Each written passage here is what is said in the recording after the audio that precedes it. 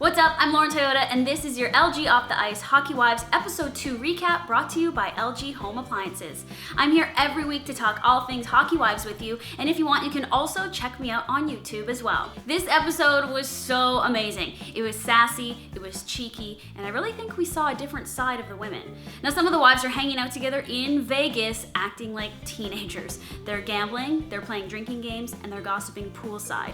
We'll get to all that in just a minute, but first, let's talk about the return of Martine Porsha. Martine's son is now almost a year old, but she's totally ready to get back into the work hustle. And she's also ready to get Tyler, her baby, into the modeling biz. She's been posting Instagram photos of him every single month. Only time will tell, though, if he's more into the modeling biz or professional hockey. Her and Jonathan are playing house at their summer home in Quebec, and we learn in this episode that both of them need to stick to what they know best. Martine knows almost nothing about the game of hockey, and Jonathan isn't really a handyman. He's having a lot of trouble building Tyler a little playground in their backyard.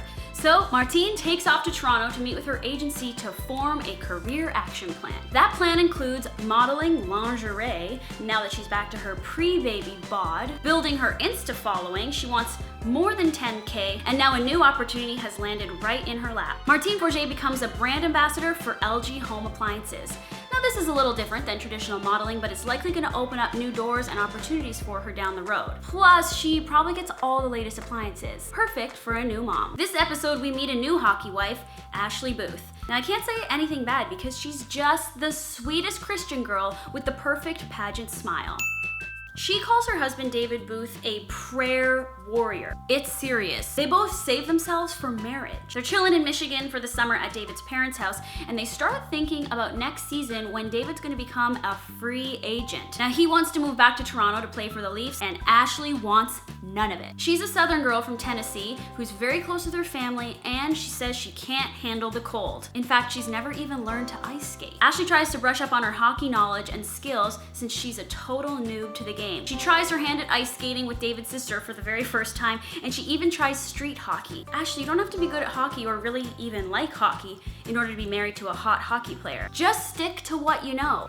Seems to be a running theme of this episode. Anyway, her stress is on where she'll call home in the coming months. Okay, now let's go to Vegas where the NHL awards are happening. Cadet takes some time for herself to hang out with Tiffany. Both of their husbands aren't up for any awards, so they're just there to gamble and let loose. They meet up with Angela Price and Paige Getzlaf, whose all-star hockey husbands, Carey Price and Ryan Getzlaf, are obviously up for some awards. All right, let's dish on Paige Getzlaf, another new hockey wife to the show. She's had 3 kids before the age of 30. Whoa, mama! She also put school and career on the back burner for her husband Ryan, who's the captain of the Anaheim Ducks. But she mentioned in this episode that in addition to being a super mom, she was gonna try her hand at launching her own jewelry line. And being a captain's wife, she's kind of taken it upon herself to be the captain of the hockey wives, making sure that everyone's cool with each other and that there's no cattiness. I would say in a way she's very similar to Tiffany. They go back to 2007 when Ryan and George won the Stanley Cup. Paige and Tiffany go on a double date with their husbands after the NHL awards, and they decide to go take some exotic cars out on the track. Okay, sidebar. I love Weekend Tiffany with a few drinks in her. We learned a lot.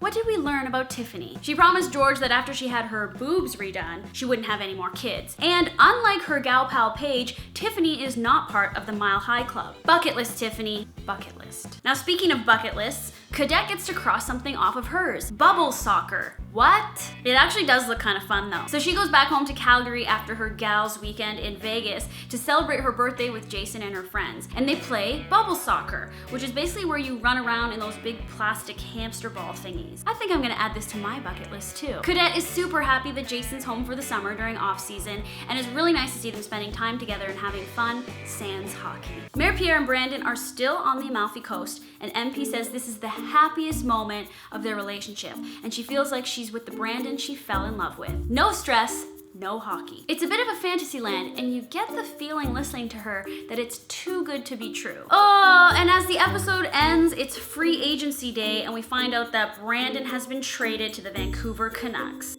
Poor MP. The aftermath of this trade continues in next week's episode, and I'll just say this: meltdown. We'll also meet Taylor Winnick and Keisha Shante. Be sure to watch Hockey Wives every Wednesday at 10 p.m. on W Network, and then log on to watch my Hockey Wives episode recaps right here on WDish.com. See you guys soon.